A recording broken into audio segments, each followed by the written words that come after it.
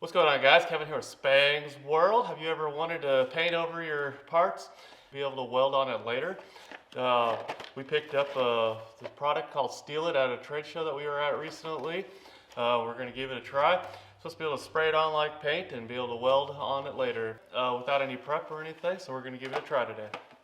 Alright guys, for today's examples we're going to use a pair of radius rods off of Polaris Razor. These are solid aftermarket rods that we have here. Looks like powder coated on here, but they've been pretty well. Looks like it's been through the sandblaster just about with all the rocks and stuff that they've been hitting. We're going to clean both of these up. We're going to clean one up with a wire wheel and then one with a Scotch-Brite pad wheel and see if it makes a difference or not. So both good choices to cleaning up powder coat and other paints. Then we'll spray them down with the Steel It paint. And then we're going to try another piece and do some welding on it. Our first rod that we're going to clean up, we're going to use the wire wheel. I always recommend safety glasses at a bare minimum because those wires will fly off. You don't want one to stick you in the eye because that'll go into the emergency room to get that out. So get some safety glasses, ear muffs, ear plugs, something like that for the noise, and then safety gloves, some type of gloves, stuff to keep the wires from going into your hand or something.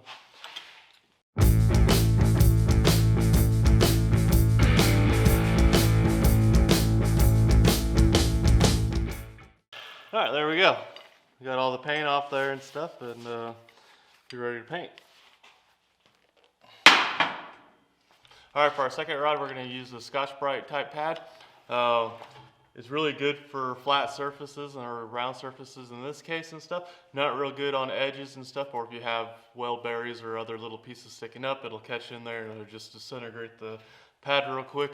For that, I recommend this, but with these tiger paws, this will clean up your welds, any welds or brackets that were on there and stuff, but it will score whatever piece that you're working on and stuff. You can see it once you paint it over again. So I recommend just taking off paint with this, unless you have a rough edge.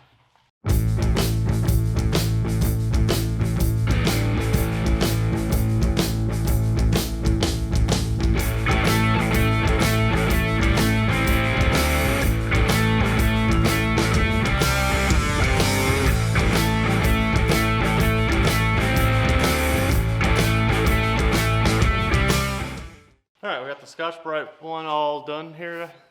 It definitely did a lot more polishing to it and stuff. It took a little bit more time to clean it up, but it definitely took a lot more off there than just using the wire wheel. So maybe a combination of the two. See if you can see that. This is just with the wire wheel. This is with the Scotch-Brite pad one. And maybe a combination of the two would work the best, but they both should work just fine. Alright, I'm going to go ahead and wrap up the heims on the ends. I'm not going to pull them all the way off. Just don't want to get any dirt in there, or just don't want to get any paint inside.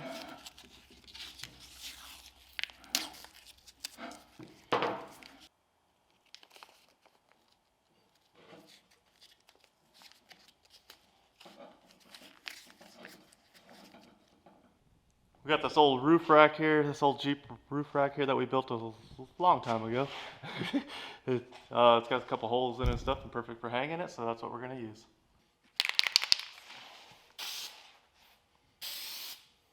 Alright.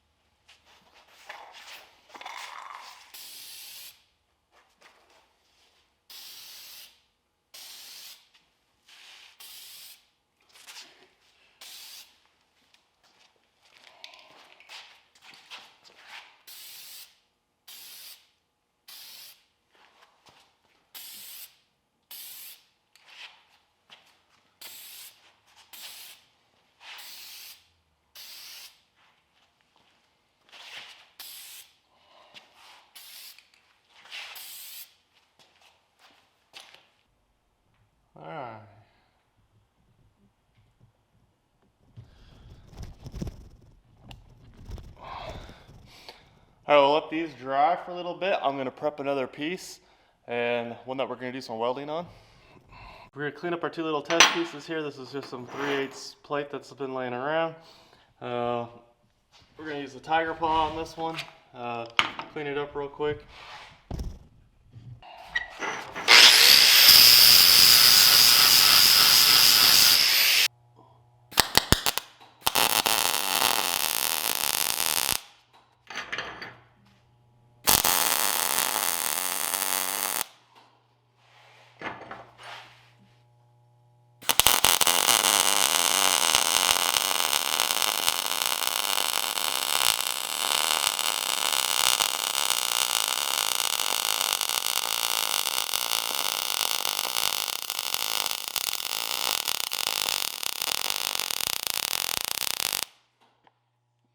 All right, we got this side welded, this side not welded. We're gonna try both.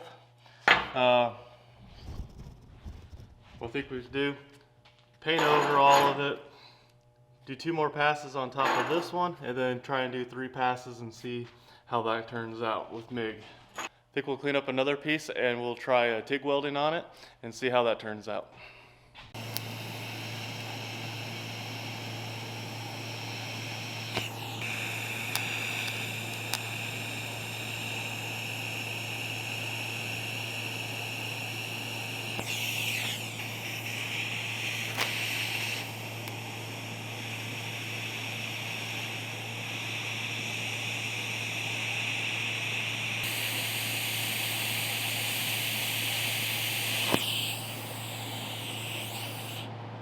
All right, now that we got our 2 pieces welded up here, both welded on one side and then not welded on the back sides and stuff, just so we can try different processes here. Let's get these 2 painted up and check on our other pieces that have been drying for a while. All right, these have been here for roughly 30 minutes. It says that it should be dry to touch in about 15 to 30 minutes. It should be dry to touch, which it is. You can feel a little bit of wetness in it, but not much. I mean, you can pick this up and do whatever. Normal usage allow 24 hours to let it harden. Maximum 3 to 7 days to get that maximum protection on it. So we're just gonna let these hang for a while since we're not doing anything else with them.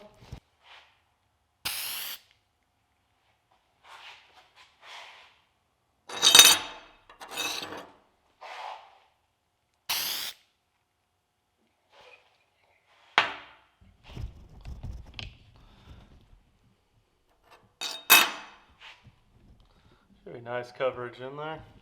Now, let's let these dry for a while and come back to it and do some welding. First one here, we're going to try and do the MIG weld. Run 2 passes on top, and then we're going to run 3 passes about down on the back side where we haven't welded yet. Alright guys, this has been sitting here for a little over an hour now. I don't know if that's going to give us the best results or not, since it says to give it 3 to 7 days for maximum hardness and stuff. But should be able to get a good feel for it on its weldability.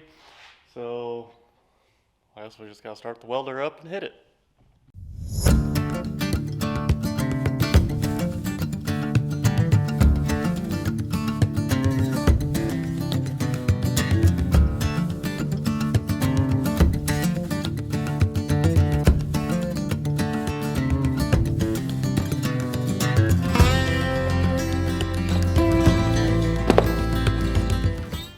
I actually did a lot better than I thought it was going to do. We did get, let's turn this light on.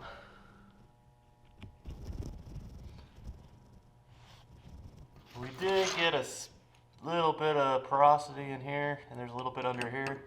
Looks like there might be some slag possibly in there also. But yeah, for just welding over the top of it, it did really well. So I'd say if you're out on the trail or something, need to do some welding, a lot less prep work and stuff, having to get a nice clean weld. I'd say that's pretty good for MIGging over the top of it. Now let's see what happens when we start TIG welding on it. Hopefully it comes out just as clean. I think if you're doing a trail repair, you're usually either going to be running MIG or you're going to be running stick. Not a whole lot of times doing TIG. But in case you need to do something in TIG, let's try it out.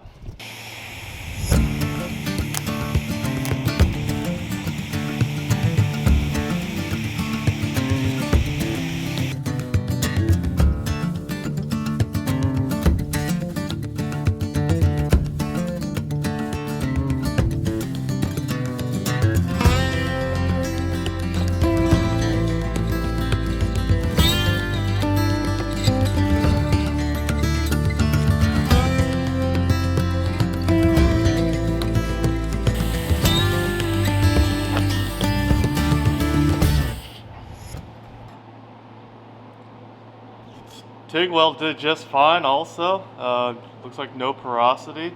That's the pass over the actual weld pass, and that's our new pass right there. A little bit of undercut stuff is probably a little hot from doing the other side all the way down, but yeah,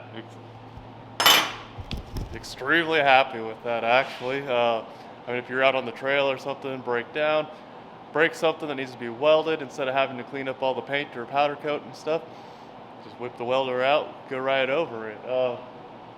Actually, that worked extremely well. That stuff's probably gonna end up on a future project and stuff. If we'll see what happens, but definitely happy with it. I mean, once you get your weld back on there and stuff, the repair done, spray over it again, keep that rust off of it. All right, guys, that was pretty impressive for the Steal It. This was their gray. They also have black. They come in 14-ounce cans. They're right about $36 to $37 depending on what color you get. I'll leave a link down in the description for it. Or hit them up at a trade show and you might get a little sample can. I actually did quite a bit. Did both those radius rods, the 2 test pieces and stuff, and still have roughly half a can left, I want to say. So hit them up at a trade show if they're giving them out. But yeah, I think putting it on an axle and stuff with black or something, or suspension parts, and make trail fixes even easier, just in case you do end up in a mess and need to weld something. Hit that thumbs up if it was helpful. Subscribe if you're not already. Comment down below if you've used this and had any experience on it, if it's something that you use or not. And I'll see you on the next one. Peace.